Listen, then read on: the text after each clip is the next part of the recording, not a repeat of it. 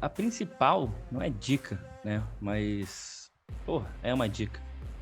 Cara, opera o que você tá vendo e não o que você acha. Porque às vezes o que a gente tá vendo está literalmente na frente dos nossos olhos ali e só cabe a você clicar. E às vezes você faz o mais difícil. É como se, né, poxa, o ato de caminhar, né? Ninguém fica pensando pé esquerdo, pé direito, pé esquerdo. Não, a gente só caminha. Agora, se mandar fazer o contrário, é totalmente contra-intuitivo. E é exatamente o que alguns operadores fazem. Eles até conseguem fazer a leitura, eles veem ali o que o gráfico está mostrando, faz a leitura e executa ao contrário. Então a dica de hoje é: opere o que você está vendo e não o que você acha.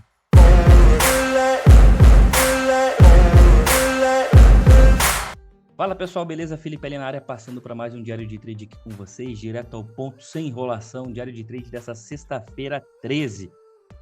E aí, o Jason te pegou ou não te pegou? Jason, Fred, né? Vou começar aqui pelo nosso dólar futuro na tela. Bom, o dólar ele abre com um pequeno gapzinho de alta, tá bom, pessoal? O gap esse, acredito que é por conta do feriado que tivemos aí ontem, né? O mundo não parou, né? O mundo continuou aí, nós que realmente tivemos o nosso feriado nacional. Então o mercado vai se ajustar, né? Obviamente, quanto a isso. O dólar ele abre com um pequeno gapzinho de alta aqui, tentando romper região de topo prévio, né, que é a máxima do dia anterior, e média móvel de 200 que vinha extremamente descendente, desculpa. Entendendo isso, né, eu gosto de acompanhar a abertura aí pelo gráfico de 2 minutos nessas regiões. O que eu vou ter aqui dentro desse contexto do dólar, pessoal? Primeiro de tudo, deixa as coisas muito bem desenhadas aí, né? Então eu tenho aqui o meu candle fantasma, né, um candle comprador, que é o movimento do gap, e aqui até mesmo eu tenho, né, o próprio impulso, correção, impulso. Muita gente entrou nesse rompimento de máxima aqui. Errado, Felipe? Bom, errado não é. Eu só acho que é muito inocente. Por quê? Vocês têm aquela estatística que 80% dos rompimentos falham, né? Exatamente por isso que a gente tem que aprender a operar rompimento, pessoal. Não dá para operar todo e qualquer rompimento. A gente tem que criar alguns padrões técnicos dentro do nosso operacional. Entendendo isso, o que faltou para mim aqui entrar e passar para o pessoal da sala que opera comigo? Porra, pessoal, vamos entrar. Ancoragem na média móvel de 9 períodos no gráfico de 2 minutos. Eu não opero pivô sem estar ancorado nas médias. Isso daí tem que ficar muito bem claro, tá? Porque passa um pouco mais de segurança. A gente tem um efeito mola acontecendo na região de médias. Então, é o preço justo que o preço parte de uma região de preço justo, já que essa é a função da média, pegar a média, né, dos últimos fechamentos e trazer aqui para, né, para o acionamento desse rompimento. Sem contar também que temos aqui a região de máxima do dia anterior. Eu até comentei com o pessoal da sala educacional, eu falei, esse daqui é o tipo de rompimento que ele falha miseravelmente. Então, para quem entrou aqui, entrou, acredito eu, com toda boa intenção, mas infelizmente foi estopado. Demorou até um pouquinho para ser estopado, tá? A partir do momento que a gente tem aqui essa falha desse pivô de alta aqui, com esse movimento de gap, o que eu tenho aqui acontecendo nessa região? Eu tenho uma falha de topo, entrada de defesa vendedora, vem, testa suas regiões de média, faz um pullback na média móvel de 9 e vem para perder ajuste. E aqui a gente tem um ponto de start e um ponto de stop bem técnico. O risco o risco estava justo, na minha opinião, tá? Entramos nesse trade aqui na sala educacional, o risco dele aí estava de 7,5 pontos, ele pagou 1 para 1 tranquilamente dentro dessa operação aqui e veio para buscar nossa região de alvo, que era a região macro de 61,8 que a gente tinha aí. Então, ou seja, mais uma vez o mercado pagando 1 para 1. Por que ninguém pega a porra do 1 para 1? É porque vocês estão sempre correndo no pote de ouro no final do arco-íris, né?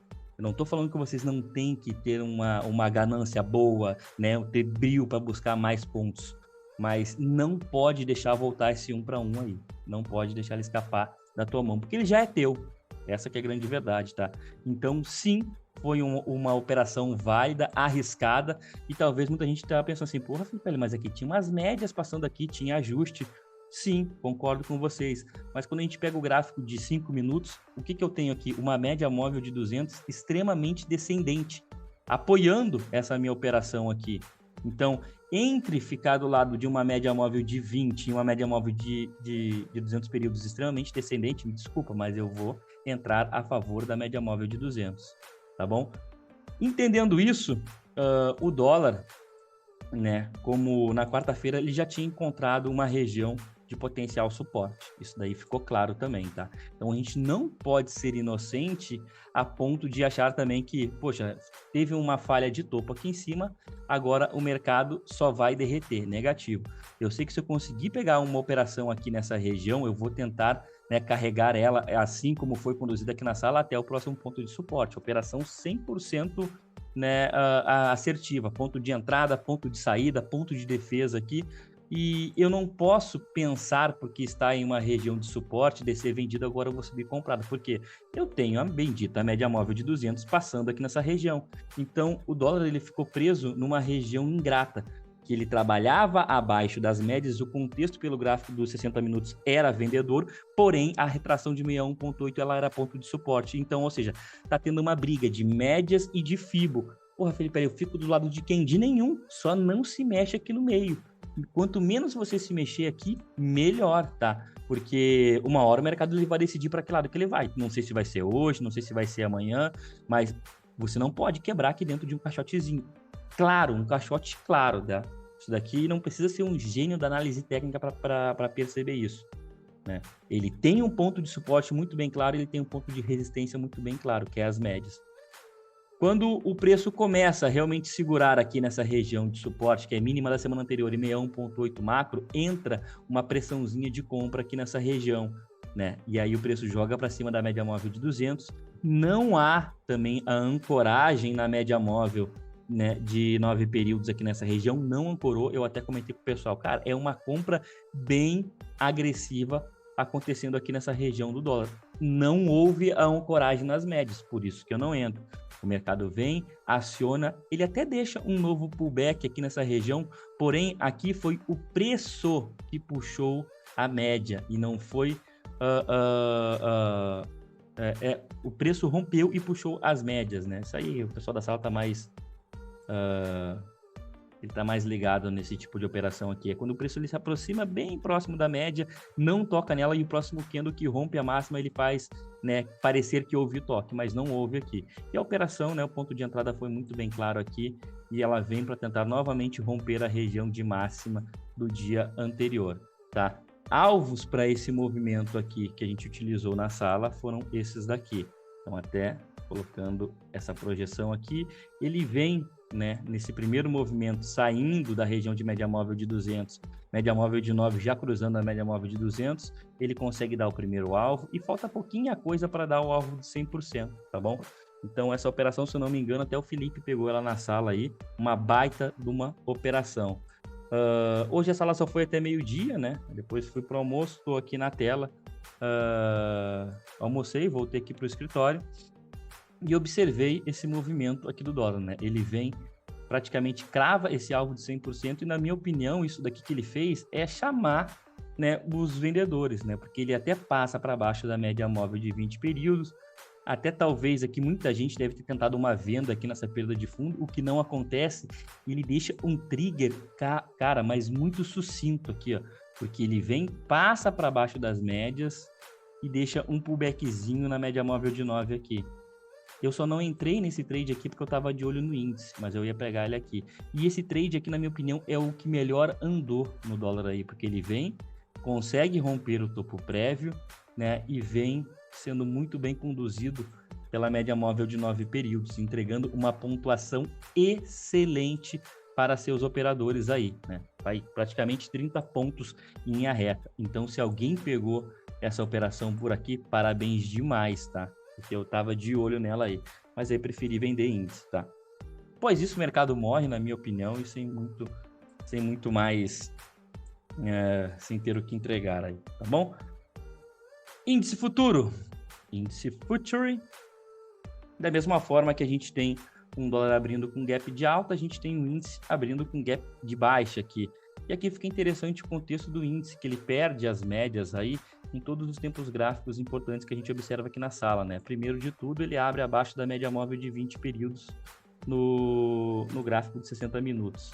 Entendendo isso, né, eu tenho duas informações importantes aqui. Poxa, ele abre abaixo das médias, tem uma região aqui de fundinho prévio que é mínima da quarta-feira, né, ele abre e vem cutucar essa região aqui. Né? O mercado foi bem rápido hoje na sua abertura, mas ele passou muita informação. Tá? Primeiro ponto que ele passa para a gente aqui.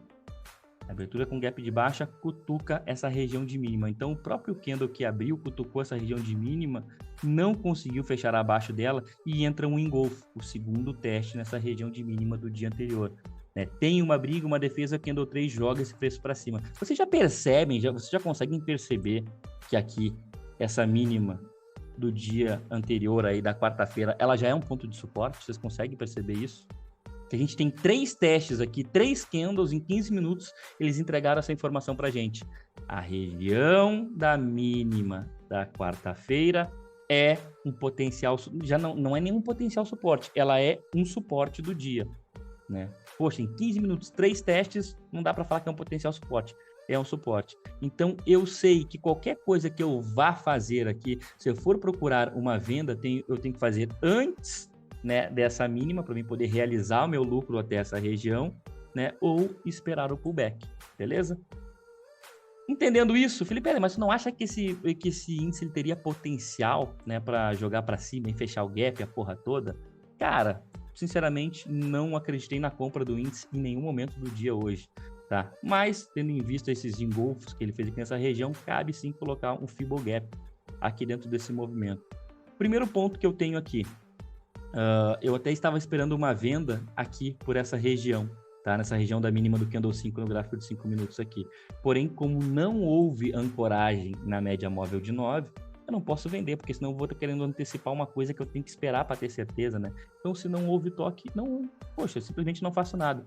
Candle 6 é um candle que tem aí indicadores saindo, né? Mesmo assim, não perde a sua mínima. E o preço aí, ele fica bem lateral e aqui exige uma paciência do operador. Por quê?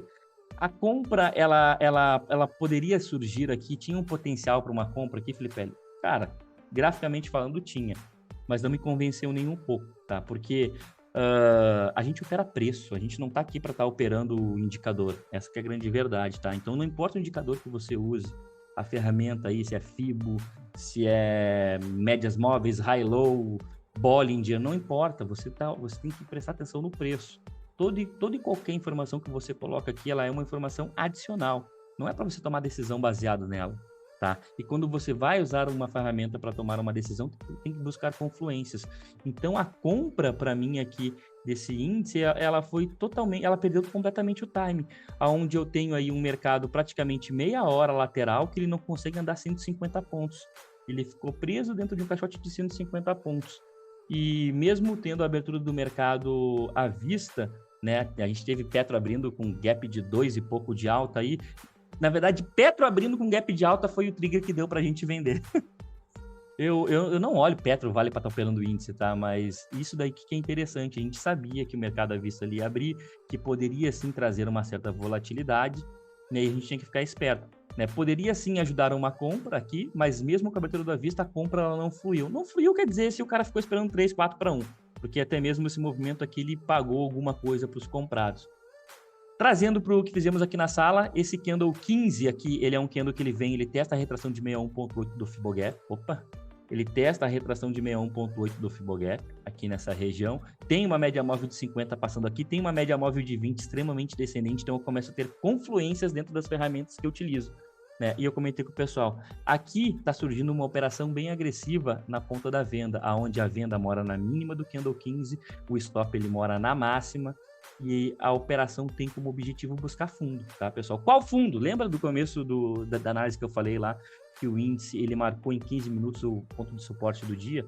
Só que antes desse ponto de suporte, eu tenho o primeiro ponto de suporte, que foi esses engolfos que rolaram aqui. Eu tenho essa barra de eventos, que foi o indicador que saiu, e eu tenho a barra 7 defendendo. Então, se eu vendi aqui a mínima do candle 15, até aqui, a região da mínima do candle 6 e candle 7, eu tenho que fazer alguma coisa. Eu não posso ficar em coma. Eu não posso ser um cone. Então, o que eu faço? Primeira coisa que eu comento para o pessoal da sala, mesmo que tu não queira realizar parcial, que tu não queira nada, só tira o teu risco lá de cima e joga ele pro 0 a 0. Porque se der merda e ele voltar, pelo menos tu não toma um stop, né?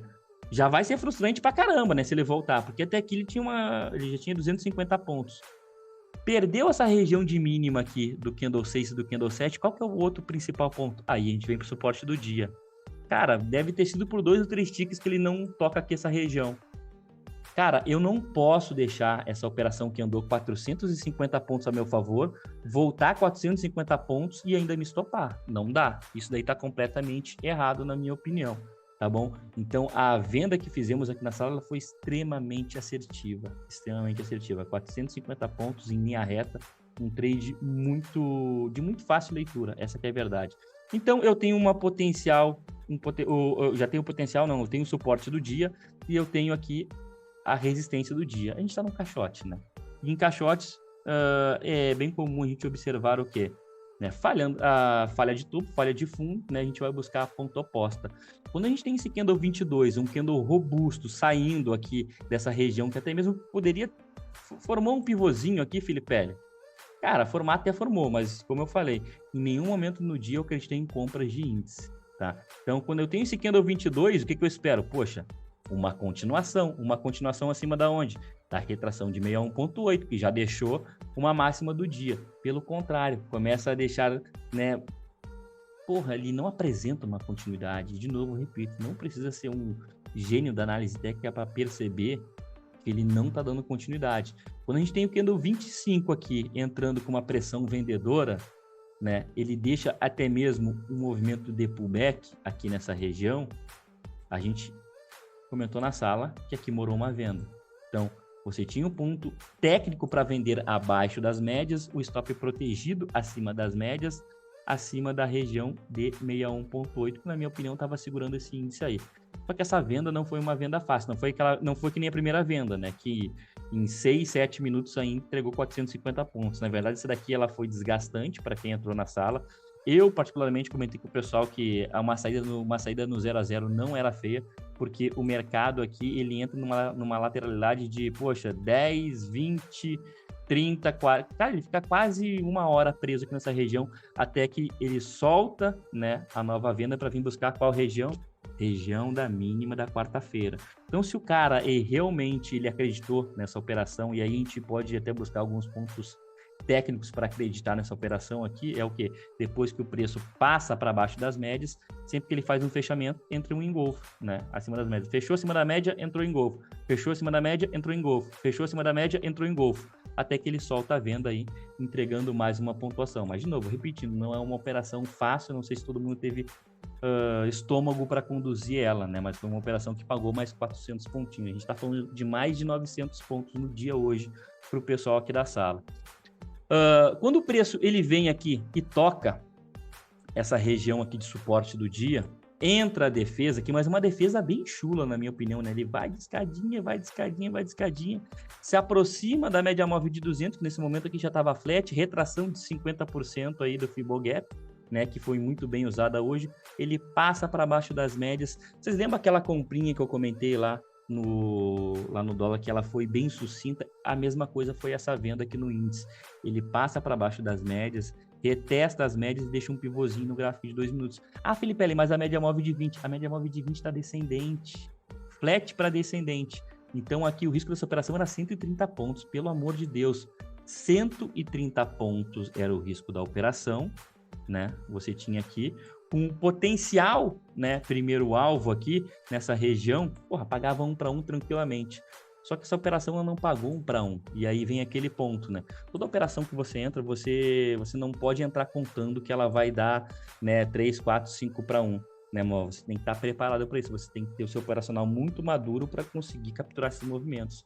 Aqui, simplesmente, o mercado derreteu. Ah, mas foi indicador, foi notícia. Meu amigo, eu não quero saber quem fez o mar, eu quero comer peixe frito.